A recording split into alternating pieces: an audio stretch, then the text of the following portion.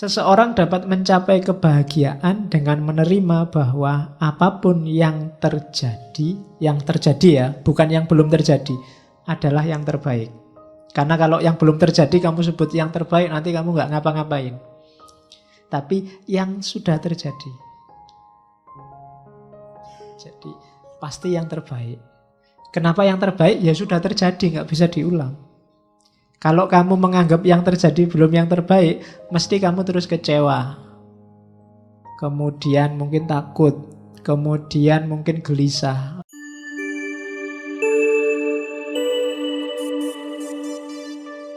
Assalamualaikum warahmatullahi wabarakatuh. Bismillahirrahmanirrahim. Alhamdulillahirabbil alamin. Alhamdulillahi nahmaduhu wa nasta'inuhu wa nastaghfiruh wa na'udzu billahi min syururi anfusina wa min sayyiati a'malina may yahdihillahu fala mudhillalah wa may yudlilhu fala hadiyalah.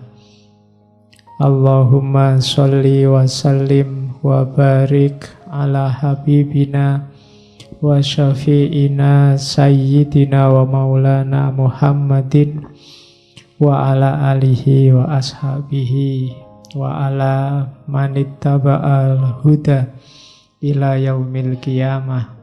Amma ba'du. Bismillah, mari kita lanjutkan ngaji kita seperti biasa. Malam ini kita lanjutkan jalan-jalan kita di Yunani. Ketemu dengan aliran yang satu masa dengan Epikurianisme. Malam ini kita ketemu dengan Stoikisme. Nanti kita lihat gagasan-gagasan tokoh-tokoh utamanya satu-satu. Ya, ini katanya Marcus lagi. He who lives in harmony with himself live in harmony with the universe. Ia yang hidup harmonis dengan dirinya sendiri akan hidup harmonis dengan alam semesta. Kalau kamu sama dirimu sendiri nggak harmonis, ya kamu nggak mungkin harmonis dengan alam. Kamu sama dirimu sendiri nggak damai. Nggak damai itu bisa pikiran sama perbuatanmu beda. Bisa antar pikiran kamu nggak jelas antara ya dan tidak. Itu namanya nggak harmonis. Pingin mutusin apa tapi nggak bisa. Pingin A tapi yang terjadi B. Itu nggak harmonis sudah. Kalau dalam dirimu sendiri perang terus, oh ya sudah. Kamu nggak akan bisa harmonis dengan alam semesta. Maka harmonislah. Apalagi sama orang lain, sama dirimu sendiri kamu gegeran terus. Gimana sih aku ini, bikin malu aja. Gimana sih aku ini, kan sering gitu kan. Kok bodoh banget ya aku ini tadi. Nah itu kamu sama dirimu sendiri aja gegeran. Apalagi sama orang lain. Maka he who lives in harmony with himself lives in harmony with the universe. Itu Marcus Aurelius. Oke. Ini selanjutnya katanya Zeno. Saya bilang tadi ya di awal, Zeno dari Citium, bukan Zeno dari Elia. Karena nama Zeno itu banyak. Ada yang menganalisis dia satu akar kata sama Zen. Tapi enggak tahu juga. Ya memang ada kata-kata Zenonya, Zennya. Kalau yang nonton kartun Dragon Ball juga ada Zeno sama. Ya, yang nonton Dragon Ball Super itu. Ya, itu yang paling jagoan di antara jagoan itu. Padahal kecil. Oke, yang enggak suka kartun enggak ngerti mesti. Terus tidak ada ini katanya, yang bisa mengusik kebahagiaan orang yang makomnya sudah wise, sudah bijaksana. Orang bijaksana itu tidak bisa sumpek. Kenapa? Tidak ada yang bisa mempengaruhi dia. Dia sudah kokoh. Uraiannya begini, misalnya anggap apa wis yang paling bikin kamu tidak bahagia. Wah, saya nggak bahagia karena nggak lulus-lulus. Saya nggak bahagia karena, kan banyak itu kamu munculkan di pikiranmu. Terus kamu galau.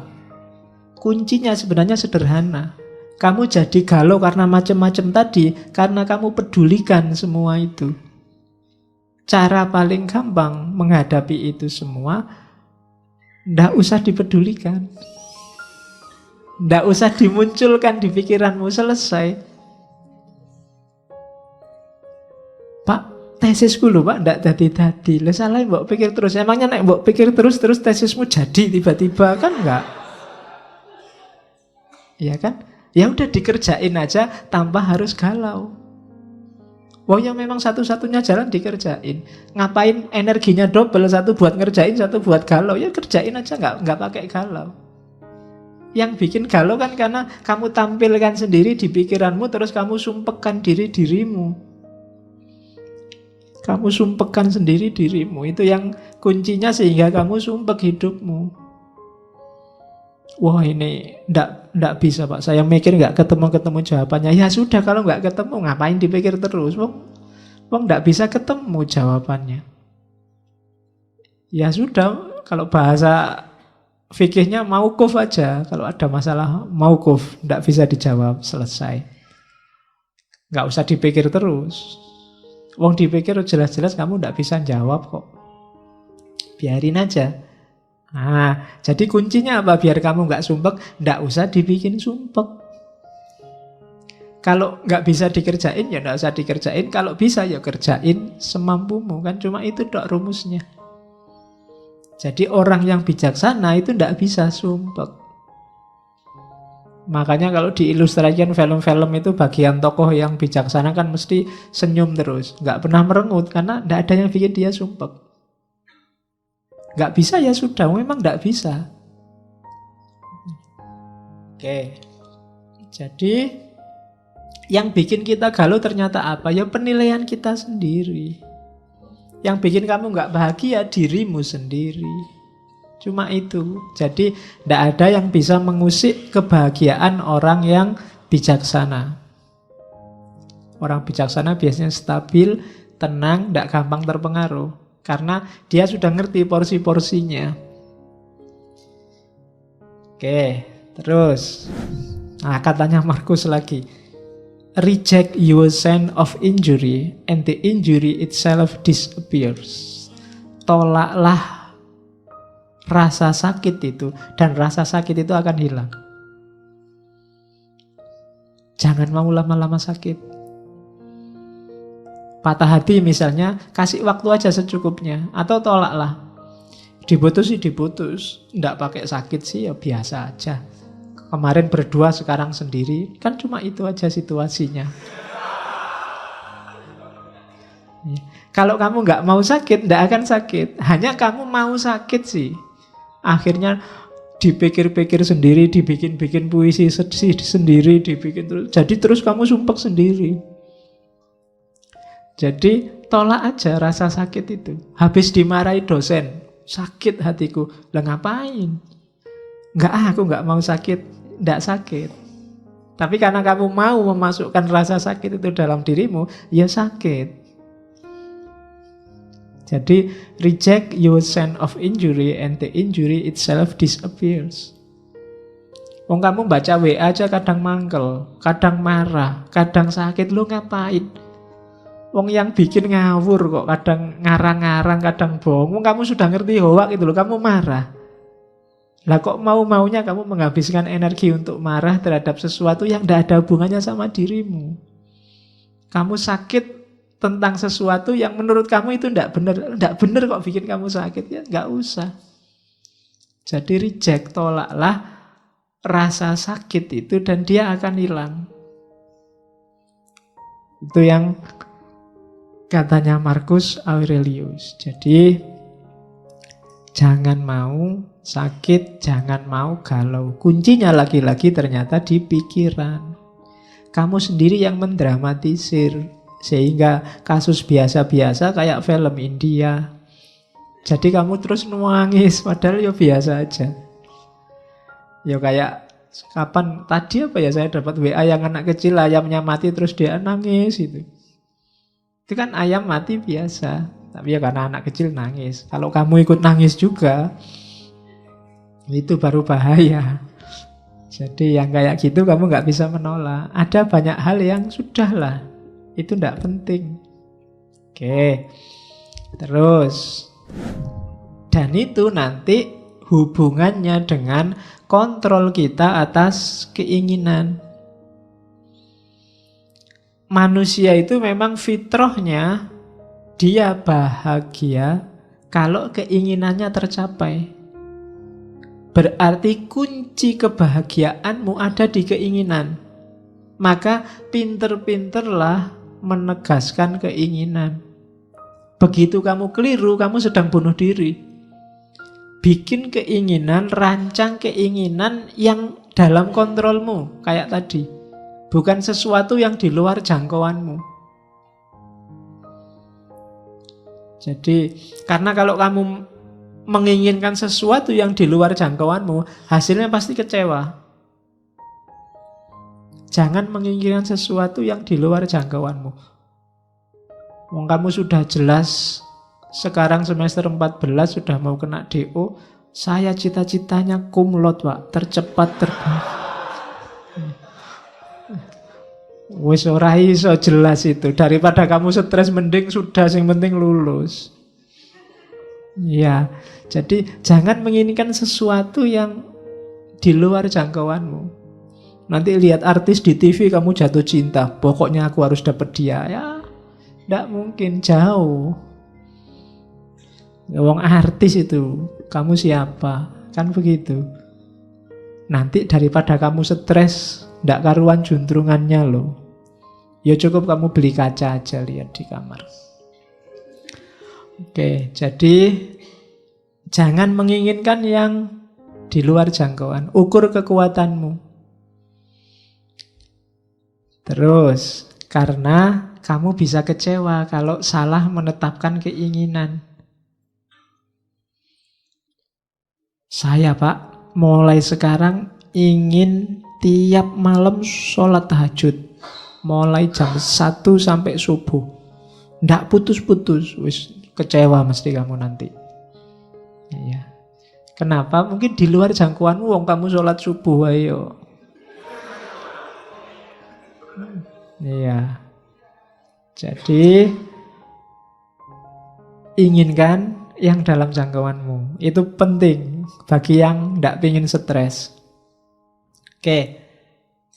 Karena itu, kalau tiba-tiba terbersit apapun yang menurutmu itu di luar jangkauanmu, kalimatnya Stoa apa? You are nothing in relation to me.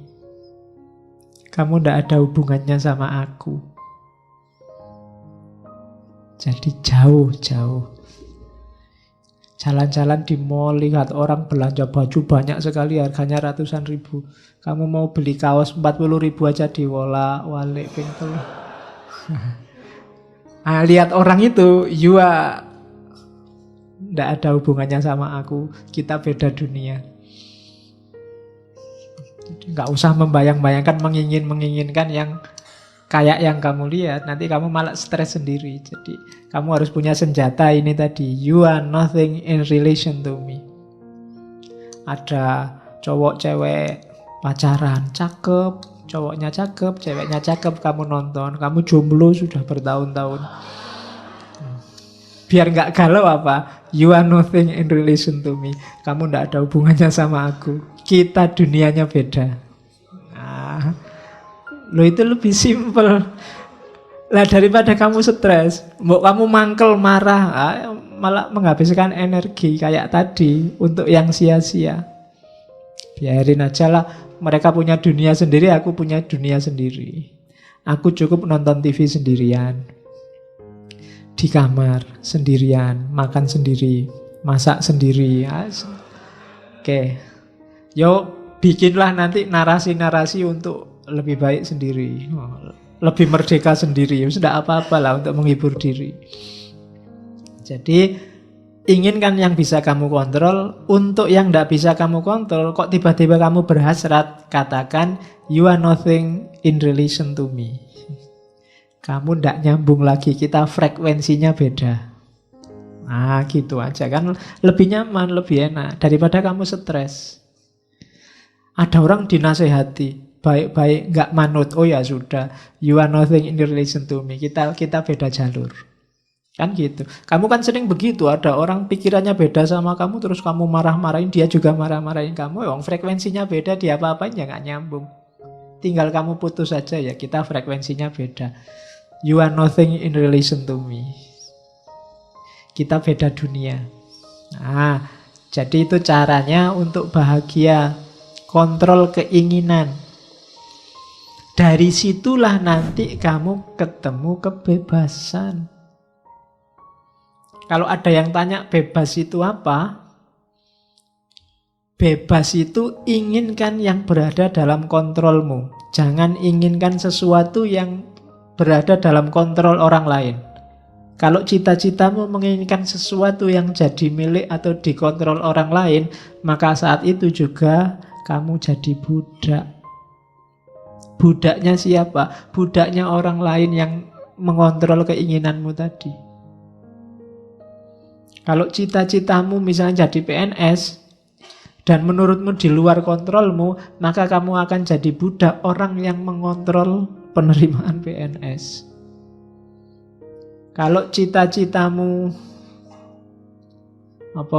ndak jomblo lagi, punya pasangan, padahal di luar kontrolmu, kamu akan dikontrol orang yang bisa ngasih kamu pasangan atau menjanjikanmu jadi pasangannya. Ya kan? Kalau cita-citamu harta, padahal itu belum waktunya dan di luar kontrolmu, maka kamu akan jadi budak orang yang bisa memberikanmu harta. Namanya jadi nggak bebas. Maka kalau kamu ingin bebas yang sejati, inginkan yang hanya dalam kontrolmu saja. Yang di luar kontrolmu nggak usah diinginkan. Jangankan di luar kontrolnya orang lain, di luar kontrolnya Allah pun jangan tagih-tagih ya Allah, kok dulu aku anaknya orang desa, mbok aku anaknya presiden apa anaknya menteri. Ya kalau kamu yang diinginkan itu, kamu jadi tidak bebas. Kebebasan itu inginkan yang dalam kontrolmu. Jangan nagih sesuatu yang di luar kekuasaanmu. Dan kamu nggak dosa kok kalau hanya menginginkan yang dalam kontrolmu. Tidak apa-apa, kekuasaanmu cuma itu. Agama kan mengajarkan begitu. Kalau kamu sholat, tidak kuat berdiri, ya duduk. Tidak usah iri dengan orang yang bisa berdiri. Yang berdiri juga begitu. Jangan iri, enak ya itu sholatnya duduk. Kalau ingin sholat duduk, sakit dulu. Kan begitu. Masing-masing punya jatahnya sendiri-sendiri. Ya mungkin jatahmu sekarang masih jomblo, yang lain jatahnya sudah punya pasangan, itu biasa. Jadi tidak harus menginginkan yang di luar kuasamu. Kecuali janjane sudah dalam kuasamu, kamu nggak jomblo lagi. Tapi kamu milih jomblo, wah itu rasa dhewe nanti. Iya, kamu akan galau mesti. Harusnya kamu ambil, tidak kamu ambil. Jadi bebas yang sejati itu apa? Bebas yang sejati itu menginginkan yang dalam kontrolmu, bukan yang di luar kontrol. Mari kita demo biar Donald Trump gak jadi presiden Amerika lagi. Kejauhan. Hasilnya mesti stres. Jadi ya yang deket-deket lah. Terlalu jauh kalau Donald Trump. Ya orang Indonesia ya presiden Indonesia. Kalau gak kuat ya gubernur, gak kuat ya bupati. Kalau masih gak kuat ya Pak RT, Pak RW misalnya loh. Itu kan dalam jangkauanmu, bukan yang di luar jangkauanmu. Kalau mimpimu terlalu besar, hasilnya kecewa. Atau kamu jadi budak yang bisa mewujudkan mimpimu. Jadi bebaslah. Bebaslah berarti apa? Inginkan hanya yang berada dalam jangkauanmu. Terus yang kedua, lanjutannya kebebasan. Kenapa sih ada yang tidak terjangkau? Ya, karena all can be free internally in mind, none can be free without in body. Kita itu akal sih bisa bebas, cuma mewujudkan isinya akal itu tidak bebas. Kamu mikir apa saja kan bisa, boleh. Tidak ada sanksinya malah. Satu-satunya yang bisa bebas murni itu kan cuma mikir, akal. Cuma mewujudkan pikiran itu tidak bebas. Kita sudah terikat. Kamu mikir seandainya aku bisa terbang ya, bisa di pikiran. Tapi kalau mau diwujudkan, kamu harus punya uang dulu terus naik pesawat. Tidak bebas. Kalau nggak punya uang ya tidak bisa kamu bisa terbang. Ya kamu loncat dari atas gunung ya terbang sebentar. Terus wassalam. Ya kan? Can be free, kita nggak bebas. Kalau mau diwujudkan nggak bebas sudah. Pak saya ingin jadi presiden, bebas. Begitu ingin mewujudkan, itu baru nggak bebas. Macem-macem sudah halangannya, nggak sesederhana mikir. Makanya dulu pernah saya bilang, kebebasan yang sejati bisa dalam pikiran. Dalam hidup sehari-hari, halangannya banyak. Macem-macem, in body. Mungkin kamu sumuk, pinginnya segera kayak gini, pingin nyopot baju, terus kipas-kipas. Seneng ini sudah. Tapi kan begitu banyak orang di sini kan kamu nggak bisa. Kalau kamu nyopot baju di sini, yang lain mesti bubar baunya. Lo kan nggak bebas kan kamu nyopot baju akhirnya. Kenapa ada yang lain? Tapi di pikiran tadi kamu bebas. Menginginkan itu kan dalam pikiran. Bebas, kamu bisa. Kalau sekedar menginginkan bisa apa saja. Tapi kalau kamu tidak hati-hati, ketika keinginan ini kamu wujudkan, kamu akan dicegat oleh banyak sekali halangan, in body, realitas sehari-hari. Jadi rumusnya di situ. Itulah kenapa biar kamu nggak kecewa, aturlah keinginanmu. Biar nggak terlalu banyak kecewa. Jadi cita-citamu apa sih? Keinginanmu apa sih? Sesuaikan dengan kondisimu. Tidak sesuai juga tidak apa-apa. Tapi ketika tidak sesuai, lahirnya kekecewaan atau perbudakan tadi. Kamu mikir memperkosa orang, itu kan di pikiran nggak masalah. Nggak ada orang hukum kamu. Nggak ada orang, kamu saya tuntut karena membayangkan memperkosa aku toh. Nggak iso. Kamu baru dituntut kalau perkosa beneran. Jadi bebas, pikiranmu itu kamu bikin apa aja bebas. Kamu ditolak, nembak ditolak terus awas ya kamu nolak aku tak bayangke engko awas. Lalu bayangke itu kan bebas di pikiran. Nggak ada orang bisa nyegat kamu bayangke sopo itu kan nggak bisa. Sekarang kan kadang nggak cuma bayangkan, gambarkan, gambar pakai Photoshop itu. Bisa kayak gitu kan. Cuma ketika sudah masuk Photoshop itu sudah halangannya banyak, in body, kamu bisa dipenjara kalau gambar aneh-aneh. Itu sudah in body. Kalau in mind, bebas. Murni masih ada di pikiran, itu bebas. Tidak ada orang dituntut, nggak ada orang dimarahi. Pak, saya membayangkan seandainya saya jadi wali, Pak. Nah itu kan orang, ya ora apa-apa, mikir rodok ya ora apa-apa, cuma di pikiran. Tapi kalau mau diwujudkan, halangannya banyak. Jadi rumusnya itu, kebebasan itu bisa dalam kamu mikir. Tapi begitu mewujudkan bebas, kamu akan ketemu banyak sekali halangan-halangan. Karena hidup ini coraknya katanya Stoik tadi fatalistik. Terus, ini yang teori lain dari Stoicisme, namanya teori apate. Apate itu nanti jadi akar kata, kalau bahasa Indonesia namanya apatis. Apatis itu kan kesannya, sudahlah, tidak usah mikir hasilnya, paling ya begitu kan, itu apatis. Cuma arti aslinya begini, apatis itu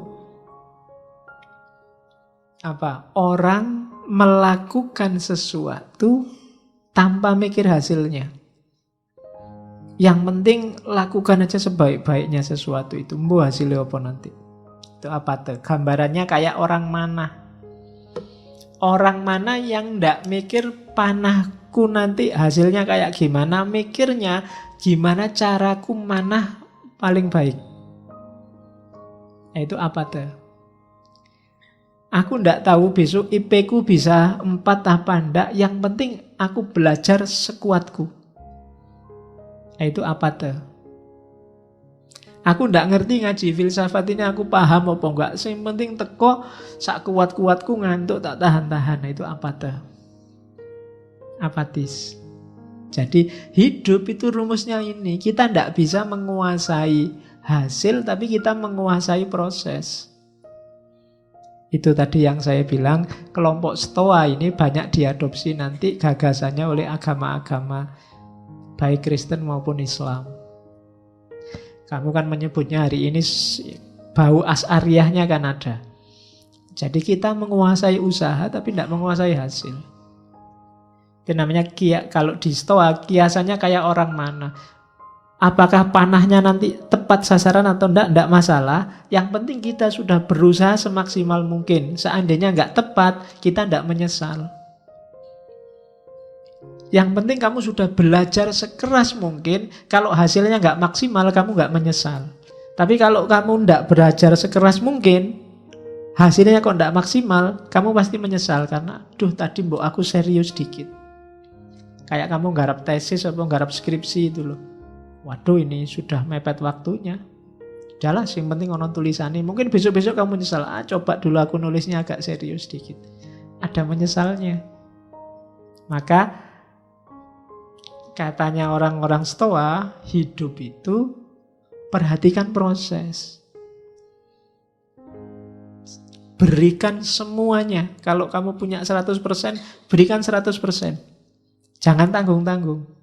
Kita kan sering apa-apa itu, nanti kan bisa. Segini aja dulu, besok lagi. Selalu begitu.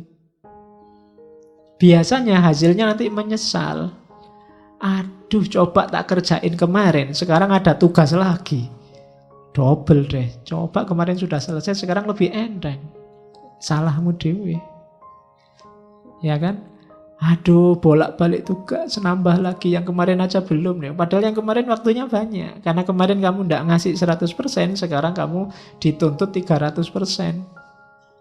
Hasilnya menyesal. Maka kiasannya kayak mana? Tidak usah peduli hasilnya nanti kayak apa. Yang penting sudah memberikan semuanya. Kalau hasilnya belum maksimal, ya sudah, itu jalannya mungkin. Takdirnya mungkin. Nah, itu kiasannya pemanah. Teorinya namanya apate. Di Indonesia konotasinya agak negatif, apatis. Apatis itu kalau di Indonesia kan, alah paling-paling begitu hasilnya kan gitu. Ya, tapi maksud awalnya tidak begitu. Maksud awalnya itu, lakukanlah sesuatu yang tadi berada dalam jangkauanmu, dalam kontrolmu, semaksimal mungkin. Hasilnya apa? Wallahu a'lam.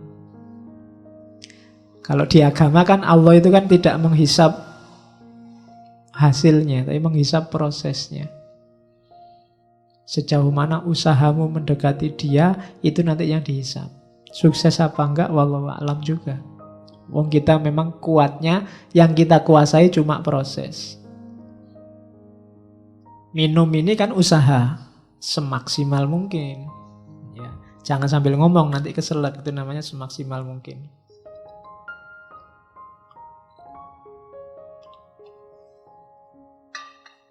Kalau bisa minum, mungkin minum, tak tahan-tahan, nanti saja. Nanti selesai ngaji menyesal. Coba tadi minum. Sekarang udah habis deh minumannya.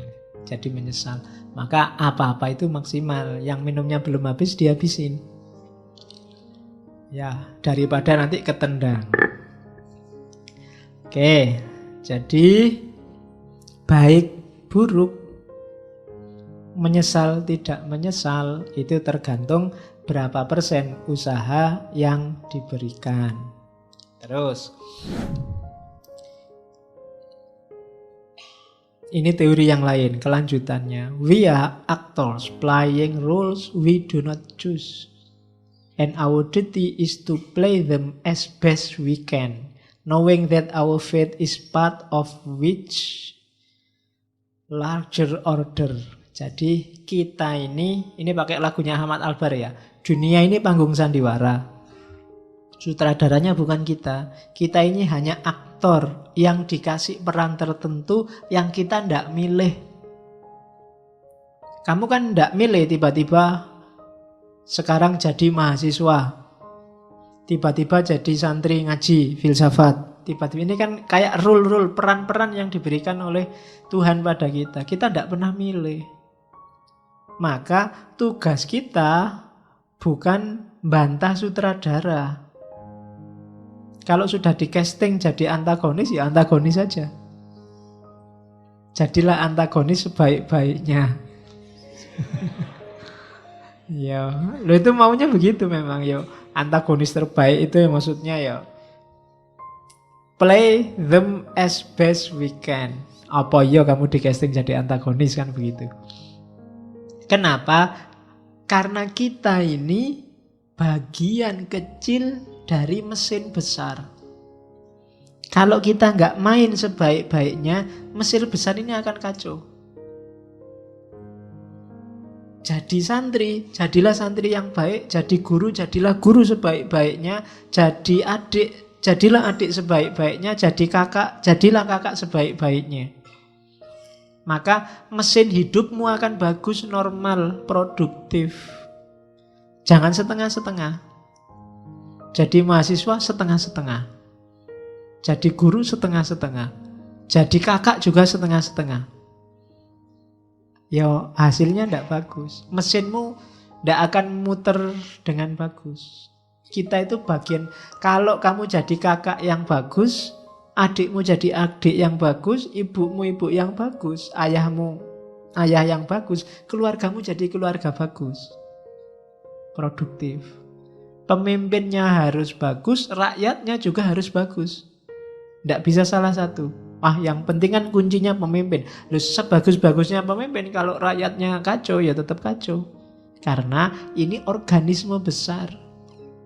Bahkan organisme besar ini tidak sekedar keluarga, tidak sekedar negara, tapi alam semesta. Jangan dikira chaosnya Suriah itu ya Suriah saja. Imbasnya pasti ke Indonesia. Buktinya banyak Indonesia yang ketut masuk ke sana.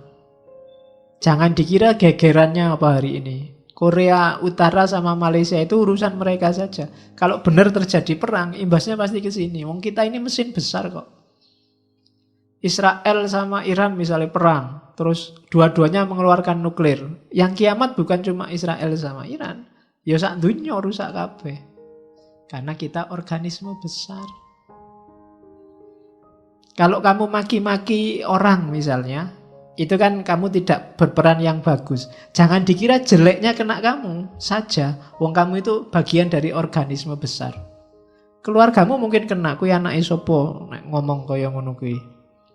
Muridé sapa lho, gurunya kena. Candi kuwi, daerahmu kena. Iya kan?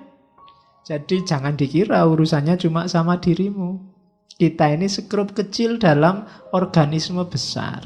Maka jalankan peranmu sebaik-baiknya. Nggak usah bahas casting. Aduh, castingku kok ndak enak ini jadi adik, penginku jadi kakak. Ternyata nggak punya adik, punyanya kakak, toh akhirnya jadi adik. Ya jadilah adik yang baik. Enak jadi dosen ya tinggal merentah-merentah, nugas-nugasin. Loh, dosennya dulu juga pernah jadi mahasiswa. Dulu, sekarang castingnya ganti. Maka castingmu sekarang baru jadi mahasiswa. Perankan sebaik-baiknya. Biar nanti sama sutradaranya kamu diganti casting yang enak. Kalau jadi mahasiswa nggak becus, ya casting selanjutnya kan ya logos tadi loh, ada logikanya, ada hukumnya. Jadi we are actors playing roles we do not choose, and our duty is to play them as best we can, knowing that our fate is part of much larger order. Jadi kita ini skrup kecil dalam mesin besar. Mesin besar itu murnya satu copot aja ya sudah wassalam. semuanya ikut kacau. Terus, oke, ini rumus terakhirnya, realistis. Realistis itu apa? Do not seek to have everything that happens as you wish, but wish for everything to happen as it actually does happen. Jangan berusaha agar segalanya terjadi seperti yang engkau inginkan, namun inginkanlah agar segalanya terjadi seperti yang seharusnya terjadi. Jadi inginkan yang seharusnya, bukan inginkan sesuai keinginanmu. Bukan mengusahakan sesuai keinginanmu. Jadi saya pinginnya sih nggak belajar Pak, tapi nilaiku bagus. Nah itu karepmu lah ngono kuwi. Gitu loh. Sunnatullahnya kalau pingin nilai bagus, belajar. Jadi berusahalah agar yang kamu inginkan itu yang seharusnya terjadi. Hidupmu lebih damai. Hidupmu akan tenang. Kalau yang kamu inginkan jadi basisnya bukan keinginanmu tapi realitasnya. Itulah yang namanya realistis. Ya saya realistis saja Pak. Kalau jadi milioner mungkin tidak bisa. Jutawan mungkin bisa lah kalau besok kira-kira kerjaan saya ini. Itu namanya realistis. Yang kamu hitung bukan keinginanmu. Kalau manut keinginanmu sih pengenmu jadi orang paling kaya se-Indonesia. Tapi ya orang mungkin. Nah itu namanya melihat fakta berdasarkan realitas. Bukan berdasarkan keinginanmu. Itu namanya realistis. Kuncinya hidup tenang itu hidup yang realistis. Pak kalau wajah saya kayak gini ya asal punya pasangan aja alhamdulillah. Itu lebih nyaman daripada saya Pak kulitnya putih, rambutnya panjang. Wis. Susah nyarinya. Ada kuda putih. Kulitnya putih, rambutnya panjang. Oke, jadi hiduplah realistis saja. Sesuai standarmu, ya kamu yang bisa ngitung. Kayak tadi loh, yang dalam kontrolmu. Di luar itu jangan. Terus filsafat politik. Ya, ini hubungannya sama tadi. Kita bagian kecil dari mesin besar. Maka dalam hidup bersama kuncinya harmoni. Harmoni itu terjadi ketika kita tidak ngitung keinginan kita, tapi yang kita hitung kepentingan bersama biar mesin besar ini jalannya bagus. Kehidupan bersama kita jalannya bagus. Manusia pertama-tama bukan individu tapi kawanan. Kawanan bahasa Indonesia ya, bukan bahasa Jawa. Ya bahasa Jawa kawanan itu jenenge.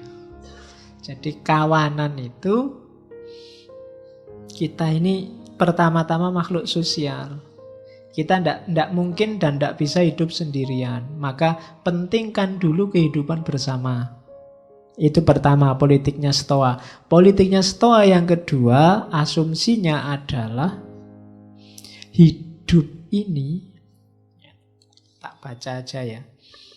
Karena semua manusia itu levelnya sama, harusnya kita ini kan manusia yang sama seluruh dunia. Harusnya ada aturan bersama yang mengikat kita. Hari ini sudah terwujudkan antara lain lewat model-model PBB, model-model deklarasi HAM. Itu dulu yang mencita-citakan awal orang-orang seperti kaum Stoa ini. Jadi jangan terlalu banyak aturan yang beda-beda. Wong kita ini manusia hidup di dunia yang sama. Bikinlah aturan yang berlaku untuk semua orang. Begitu aturan itu beda-beda, lahirnya pasti nanti diskriminasi. Nyari aturan seminim mungkin atas dasar kemanusiaan umum. Jadi bikin semacam unified human society. Oke, terus Ada juga sebenarnya orang Stoa yang tidak suka politik, karena zaman itu politiknya agak trik, politiknya agak rusak. Jadi mereka anti hukum bikinan manusia. Yang mereka percaya hukum alam, bukan hukum Tuhan loh ya, hukum alam. Alam ini ada hukumnya, yaitu yang kita pedomani. Ya hukum alam kayak tadi, logosnya Tuhan tadi loh. Yang males, ya nanti tidak sukses. Yang rajinlah yang sukses. Yang tekun, nanti sukses. Ini hukum-hukum alam. Yang kita pedomani ini, bukan hukum bikinan. Kalau hukum bikinan, sifatnya parsial dan temporal. Jadi itu filsafat politiknya Stoa. Jadi pertama-tama sadari kita hidup di alam semesta ini semacam organisme. Organisme itu kayak tubuhmu itu loh, organisme. Kalau matanya sakit, semua tubuh ikut merasakan sakit, itu organisme. Kayak mesin, kayak laptop ini. Yang error keyboardnya, semua fungsi yang lain nggak ada artinya. Yang error VGA-nya, ya semua fungsi lain yang lain juga nggak ada artinya. Yang error layarnya saja sebenarnya, tapi ya semua fungsi yang lain nggak ada gunanya. Itu namanya organisme. Kita hidup bermasyarakat juga begitu. Jangan dikira kalau alapak itu kan minoritas, kita bikin sengsara juga nggak masalah. Enggak, dia bagian kecil dari organisme besar di mana kita hidup di situ. Kalau yang satu kacau, mesti kita juga akan ikut kacau. Jadi tidak harus karena minoritas, tidak penting itu Pak, enggak.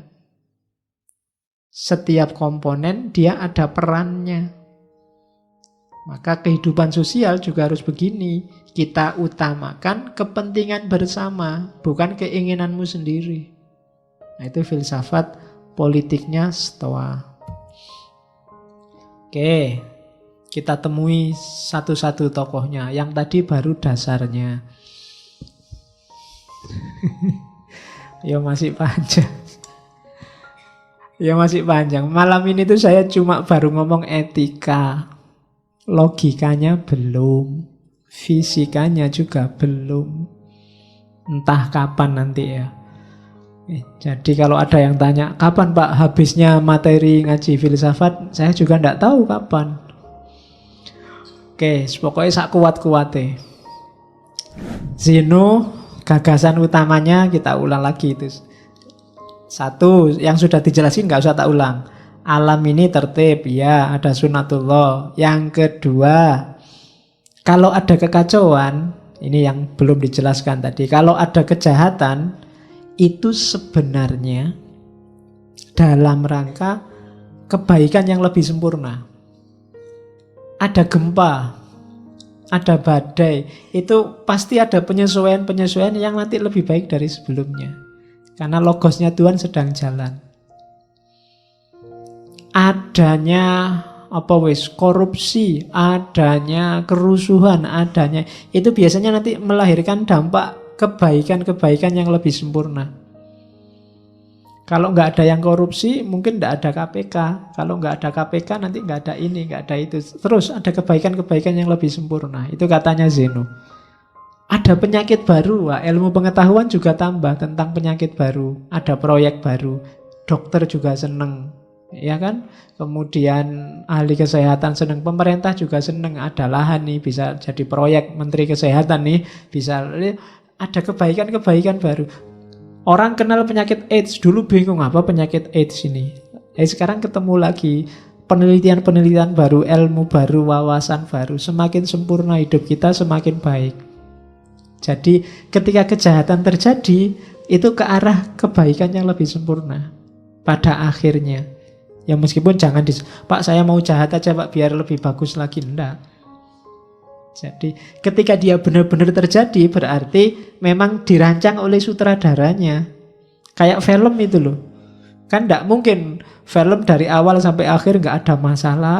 Bangun pagi tidur lihat TV, bangun lagi tidur. Nah, tidak ada yang lebih baik. Tapi kalau ada konflik-konflik, ada kasus-kasus, orang akan semakin baik, semakin baik. Kayak kamu kan sering mengalami kasus, tapi Begitu kamu ngalami, besoknya kamu semakin berkualitas hidupmu. Semakin baik, semakin baik. Habis diputus pacar kan semakin tangguh mentalmu, semakin ahli dalam, semakin gitu loh.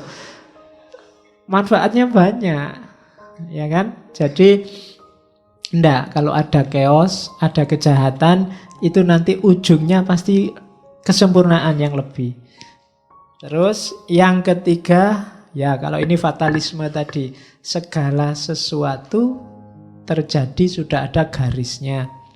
Yang keempat, manusia itu bebas. Cuma bebas bukan berarti manusia nggak ditakdirkan. Hanya saja satu-satunya makhluk yang bisa nawar itu manusia. Nawar takdirnya. Ada yang menerima takdirnya, ada yang memberontak takdirnya, katanya Zeno. Saya tidak terima Pak, masa sama Allah ditakdirkan jadi orang Indonesia. Itu berontak takdirnya. Sama Allah dilahirkan jadi orang kecil. Saya kan kecil beneran. Nah, dua, memberontak sama menerima. Tidak masalah. Memberontak pun nanti kan tinggal dilihat setelah memberontak ngapain. Tidak mesti jelek. Terus seseorang dapat mencapai kebahagiaan dengan menerima bahwa apapun yang terjadi ya, bukan yang belum terjadi, adalah yang terbaik. Karena kalau yang belum terjadi kamu sebut yang terbaik, nanti kamu nggak ngapa-ngapain. Tapi yang sudah terjadi, jadi pasti yang terbaik. Kenapa yang terbaik? Ya sudah terjadi, nggak bisa diulang. Kalau kamu menganggap yang terjadi belum yang terbaik, mesti kamu terus kecewa. Kemudian mungkin takut. Kemudian mungkin gelisah. Aduh, hasilnya chaos lagi. Terimalah segala yang terjadi sebagai yang terbaik. Semester ini IP ku 1, sekian. Ya itu yang terbaik sudah. Alhamdulillah masih ada bobotnya 1. Harusnya 0 itu nggak pernah masuk. Nah kan itu sudah terbaik. Ya. Oke. Saya sudah umur hampir 30 ini Pak, belum dapat pasangan. Itu yang terbaik. Ya. Oke, ya kamu nggak ngerti sih. Kalau kamu dapat pasangannya umur 17 dulu, kamu nggak akan nyampe sini sekarang. Mungkin begitu. Jadi, ya itu yang terbaik. Pokoknya anggaplah semua yang terbaik. Itu Zeno. Terus ada lagi itu tadi Seneca.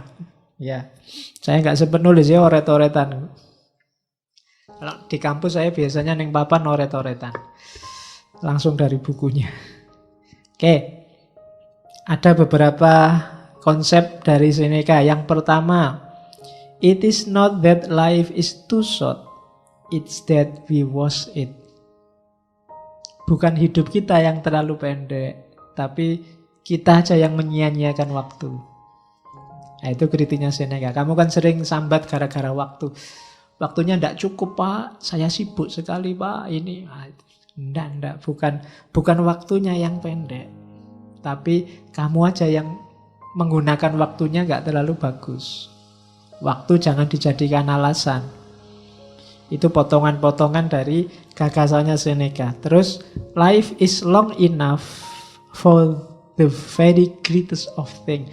Waktumu itu pasti cukup untuk melakukan hal-hal luar biasa, hal-hal paling luar biasa. Jangan khawatir, jangan merasa bahwa ya belum waktunya Pak, saya masih muda. Enggak. Allah sudah menyediakan fasilitas ruang dan waktu yang cukup untuk kamu bisa melakukan hal luar biasa dalam hidupmu. Kecuali kamunya sendiri nggak mau berusaha. Pingin apa aja ada, kalau kamu mau. Oke. Coba kamu tanya, what do we pay for what we crave? Apa sih yang sudah kita korbankan, apa yang sudah kita bayarkan atas apa yang kita inginkan? Masalahnya kamu males, kamu pelit, kehilangan tenaga aja nggak mau. Kehilangan ketenangan sebentar untuk hasil yang lebih besar aja nggak mau. Mana bisa kamu melakukan greatest thing, hal yang luar biasa. Itu Seneca. Jadi tidak usah melihat Pak, saya kan masih muda Pak. Saya kan masih semester 1 Pak. Kakak kelas saja masih kelentang-kelentung gitu. Enggak. Waktumu cukup, ruangmu cukup, modalmu cukup. Tinggal kamu mau apa enggak, mau berkorban apa enggak untuk melakukan hal luar biasa. Tidak ada yang tidak mungkin. Itu katanya Seneca. Oke. Katanya Seneca lagi, no one find out what he can do except by trying. Orang tidak akan mendapatkan hasil dari apa yang dilakukannya kecuali berusaha. Kalau nggak ada usaha ya nggak akan ada hasil, nggak akan lahir hal yang luar biasa. Dan untuk usaha harus ada prepare and practice. Siapkan diri dan latihan. Praktekkan. Menyiapkan diri itu cari ilmunya, belajar tekniknya, susun rancangannya, terus praktekkan. Prepare and practice. Terus keep your goal, itu yang ada gambarnya itu, in view. Konsisten dengan targetmu. Syukur-syukur nanti kamu tulis di kamarmu, semester ini targetnya apa, atau minggu ini targetnya apa, dan fokus ke situ. Yang lain cemilan, makanan utamanya itu. Ya ini logika cemilan sama makanan utama. Kemarin saya dengar ada kiai yang ceramah itu, besok kita di surga ketemu lagi sama istri kita waktu di bumi. Terus kita kan mikirnya, aduh, capek-capek ke surga, ketemu itu lagi.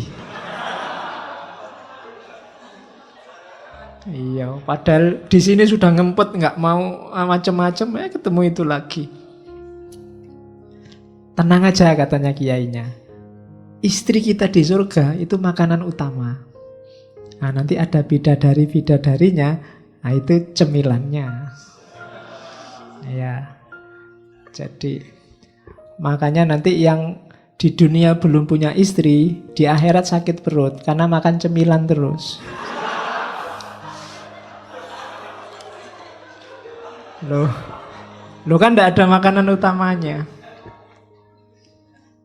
Oke, terus ke sini. Jadi tetapkan targetmu, ukur kekuatanmu, itu kan rumusnya Seneca untuk jadi orang sukses. Joy and konsistensi, nikmati prosesnya. Jangan merasa sengsara kalau mengorbankan sesuatu. Jangan merasa berat kalau capek. Jangan merasa, nikmati aja prosesnya, menyenangkan kok. Oke. Itu yang selanjutnya. Consider life as a whole. Kayak tadi, hidup ini kita mesin besar. Outer service itu melahirkan inner growth. Kita memperhatikan yang lain, melayani orang lain dalam rangka mesinnya ini biar bagus. Akhirnya apa? Diri kita juga berkembang. Jangan dikira kayak tadi mengorbankan untuk orang lain terus kitanya sendiri terbengkalai, enggak. Kalau kamu memperhatikan yang lain, justru dirimu yang berkembang. Misalnya saya ngaji, ini kan memperhatikan kalian. Harus siap-siap baca-baca, bikin-bikin PowerPoint. Tapi jangan dikira kalian yang untung besar. Saya yang untung besar. Aku dapat banyak. Paling kamu ngertinya dikit-dikit. Yang ngerti banyak aku. Kalau kamu bantu orang lain, jangan dikira yang untung orang yang kamu bantu. Ada inner growth di situ. Ada yang tumbuh dalam dirimu, yang bermanfaat dan penting. Jadi ini sifatnya circle, muter. Outer service itu punya korelasi dengan inner growth. Melayani keluar itu punya korelasi dengan pertumbuhan di dalam. Semakin kamu mengabdikan hidupmu untuk yang lain, semakin dirimu berkembang. Maka joy and konsistensi, nikmati terus. Oke. Sama kayak itu lingkaran kedua, learn itu sekaligus teach, teach sekaligus learn. Orang yang ngajar itu sekaligus belajar, orang yang belajar itu hakikatnya dia sekaligus mengajar. Siapa yang diajari? Dirinya sendiri. Kalau kamu belajar itu kan kayak orang ngajar. Ngajari siapa? Dirimu sendiri. Kalau kamu ngajar, sebenarnya juga kayak orang belajar. Saya ngajari, sebenarnya juga saya belajar. Nah, itu teorinya Seneca. Oke, dan kalau pengen lebih sempurna, associate with those who make you better. Jangan ragu-ragu untuk kerjasama, asosiasi, nyari kolega yang bisa membuatmu lebih baik. Itu Seneca. Terus ada lagi Epictetus. Epictetus itu dia yang bilang bahwa filsafat itu harus benar dan praktis. Jangan cuma benar saja. Benar saja lahirnya perpustakaan dan buku. Tapi harus praktis, biar bisa jalan dalam kehidupan kita sehari-hari. Kemudian dalam hidup kita harus fokus pada what is in your power. Kamu bisa apa, punya kekuatan apa, bisa mengontrol apa, baru lahirkan keinginan dari situ. Itu sudah kita jelaskan tadi teorinya. Jadi keinginan itu sesuai yang dalam kontrol, baik internal maupun eksternal. Terus, opinion that is just an appearance and not a real thing. Direct your mind. Jadi kayak tadi ya, pikiran itu sifatnya bisa bebas karena dia tidak real, tidak nyata. Maka arahkan pikiranmu ke arah kenyataan.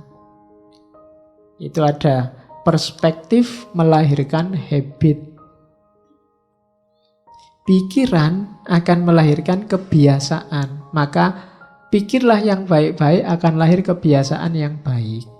Meskipun pikiran itu bebas, ya jangan menyia-nyiakan pikiranmu untuk yang tidak penting. Karena dari pikiranlah lahir kebiasaan hidup kita. Kalau terbiasa berpikir jelek-jelek, ya lahir kebiasaan yang jelek. Sehingga Epictetus punya semboyan, death in unavoidable, life noble. Kematian itu tidak bisa dihindari, maka hiduplah dengan terhormat. Ya. Bukan hidup bahagia atau mati syahid, tapi ya hiduplah dengan terhormat. Karena apa? Karena kematian itu pasti. Karena kita pasti mati, tidak hidup terus. Maka hiduplah yang nyaman, yang harmonis, yang terhormat. Itu Epictetus. Kalau Marcus Aurelius, ya beberapa potongan dari tulisannya. Misalnya, you don't need to go to the mountain. You can, whenever you choose, read it into yourself. Kamu nggak harus capek-capek naik gunung untuk memahami alam semesta.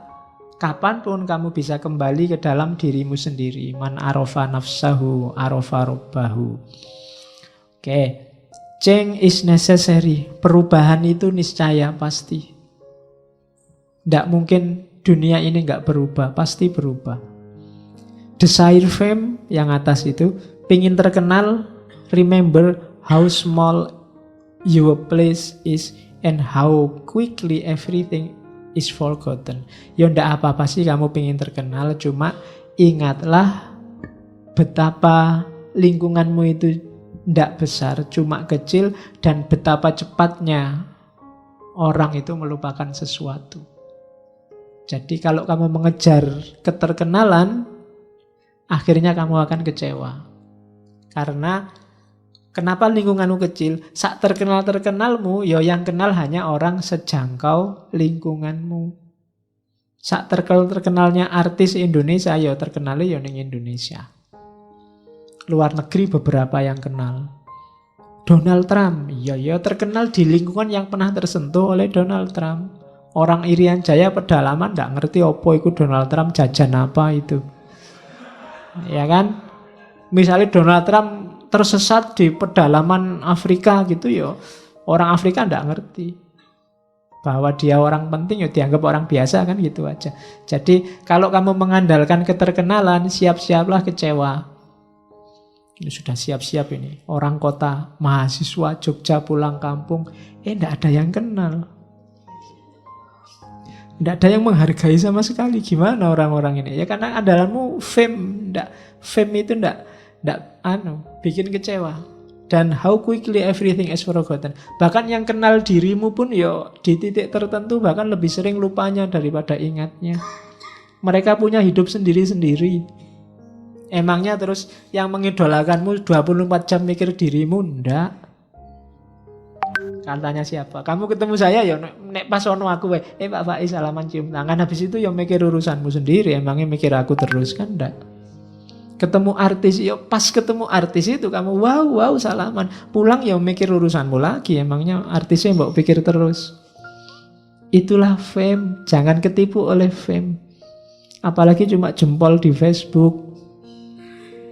Ya, wah yang like banyak sekali, terkenal berarti aku. Kamu bisa ketipu kalau kayak gitu. Wong ada yang like-nya itu otomatis. Pokoknya temen posting ya like gitu aja. Kadang nggak ngerti isinya. Kadang bapaknya sedang sakit minta doanya dijempoli. Alhamdulillah bapakmu sakit. Oke, ya kan begitu kadang-kadang. Terus renew your spirit, perbarui semangatmu. Obstacle are fuel if the fire is strong. Semakin kuat niat, semakin kuat halangan. Biasanya begitu. Itu teorinya Marcus Aurelius.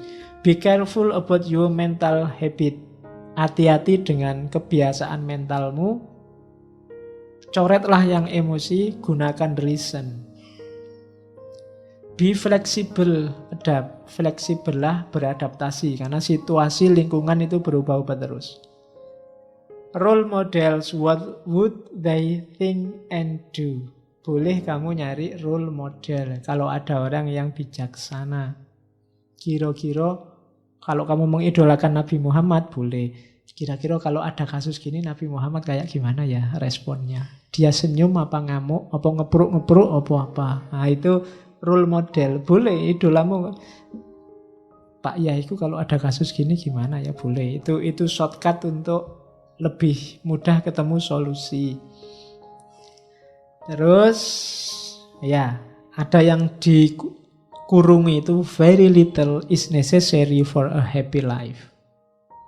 Justru kamu menemukan hidup yang bahagia dalam kemampuanmu membatasi keinginan, membatasi cita-cita, membatasi hasrat. Nyari dikit-dikit aja.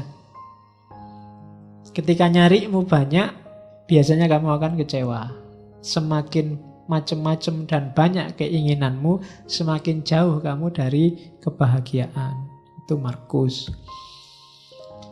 Oke. Everything we hear is an opinion, not a fact. Everything we see is a perspective, not the truth. Ini penting menurut saya untuk kehidupan kita hari ini yang diserbu habis-habisan oleh informasi yang tidak jelas. Apapun itu isinya berita yang nyampe padamu, yang kamu dengarkan, itu sifatnya sudah opini, bukan fakta. Ada orang cerita Pak, bla bla bla bla, itu sudah opini orang yang cerita, sudah bukan faktanya. Everything we see is a perspective, not the truth. Apapun yang kamu lihat itu sudah perspektif, sudut pandang, paling tidak sudut pandangmu, bukan kebenaran. Kalau kamu pro itu, yang kamu lihat jadinya baik. Tapi kalau kamu anti itu, yang kamu lihat jelek. Jutaan orang demo di Jakarta, itu yang pro demo sama yang anti demo lihat gambar yang sama, tapi kesimpulannya beda. Maka everything we see is a perspective, not the truth. bukan kebenarannya. Itu sudah kebenaran menurut dia yang lihat. Apa yang kamu dengar juga begitu, itu sudah opini menurut yang ngasih tahu sehingga kamu dengarkan. Jadi everything we hear is an opinion, not a fact. Everything we see is a perspective, not the truth. Terus katanya Epictetus, the essence of philosophy is that we should live so that our happiness depend as little as possible on external causes. Semua kajian filsafat, renungan filsafat itu sebenarnya esensinya adalah bagaimana caranya kebahagiaan kita tidak lagi banyak bergantung pada hal-hal lain di luar diri kita. Jadi katanya Epictetus, kita belajar filsafat itu intinya satu, kita merasa bahagia dengan kondisi kita, situasi kita hari ini. Tanpa harus memimpikan yang di luar jangkauan kita, sebab-sebab dari luar diri kita.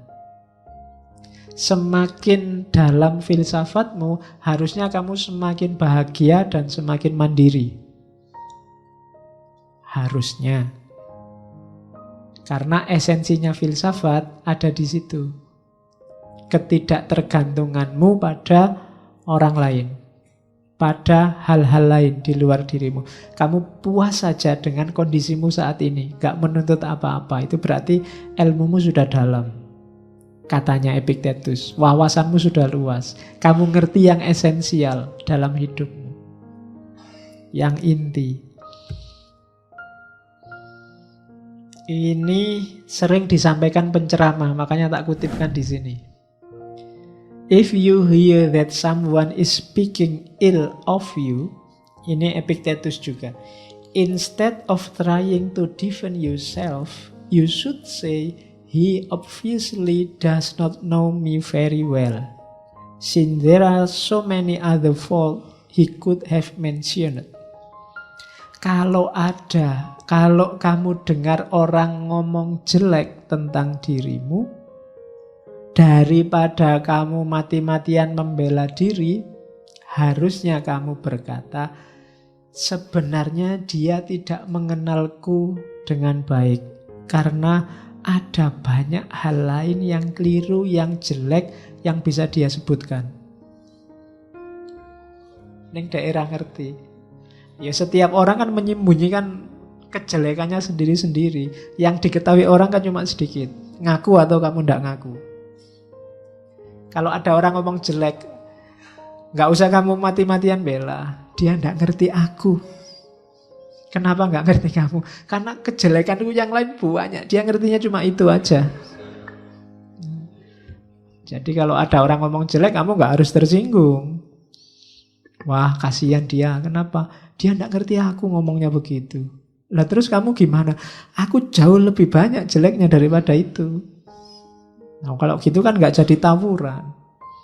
Kamu nggak harus terus tak balas, kamu jeleknya apa kok ngomong aku jelek, kan biasanya begitu. Tapi katanya Epictetus, enggak. Kalau ada orang ngomong jelek tentang dirimu, ingatlah bahwa kejelekanmu jauh lebih banyak daripada yang dia omongkan. Cuma dia nggak ngerti aja. Siapapun orangnya. Nah, itu maunya Epictetus. Ya, ini banyak terjadi. It is impossible for a man to learn what he think he already know. Tidak mungkin orang bisa belajar sesuatu yang dia merasa sudah tahu. Ini menurut saya rumus. Kamu tidak usah capek-capek debat dengan orang yang sudah merasa yakin dirinya benar. Tidak usah capek-capek adu nasihat dengan orang yang merasa sudah ngerti. Nggak usah capek-capek ngajari orang yang merasa dia sudah tahu. Buang-buang energi. Itu kalimatnya Epictetus. It is impossible for a man to learn. Dia tidak akan bisa diisi lagi. Dia sudah penuh. What he think he already knows. Kalau orangnya sudah merasa dia tahu, sudah merasa dia benar, nggak usah menghabiskan energi. Tinggal kamu, ya wis, pendapatmu begitu, pendapatku begini, selesai.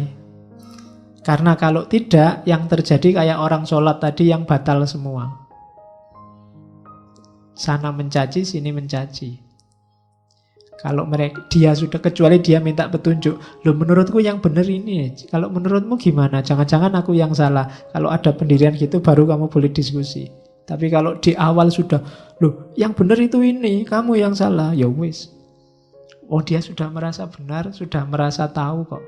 Daripada energimu habis, biarin aja lah. Karena dia sudah nggak bisa diisi lagi.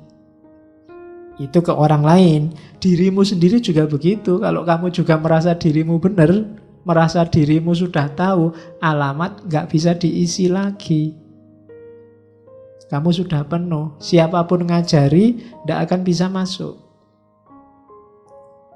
Maka biar tidak impossible, biar kamu bisa berkembang terus, bukalah pintumu.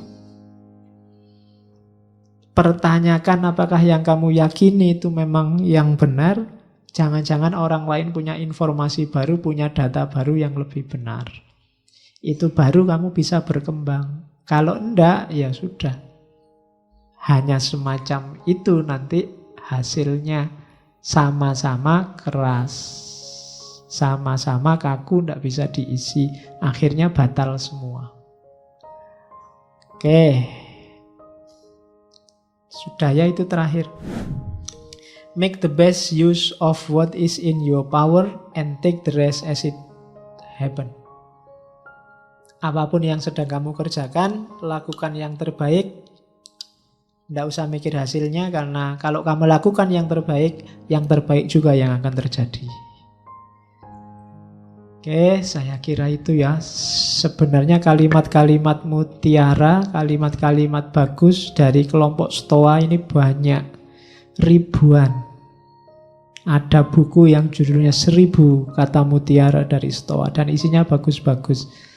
Makanya kemarin tadi saya bilang bahwa Zeno Stoa bukan Islam tapi sangat Islami, termasuk beberapa prinsip nanti yang dipakai oleh etika hari ini, seperti jangan sakiti orang lain kalau kamu tidak ingin disakiti, dan seterusnya. Saya ambil yang tidak terlalu populer beberapa tadi untuk ngaji kita malam ini. Bagi yang tertarik silahkan dijelajahi sendiri. Dan harap diingat, malam ini saya baru ngomong tentang etikanya. Yang terkenal dari Stoa itu logika, etika, dan nanti ada sedikit fisika, metafisika. Cuma kapan-kapan kita ketemu lagi sama beliau-beliau Al-Mukarram kaum Stoa.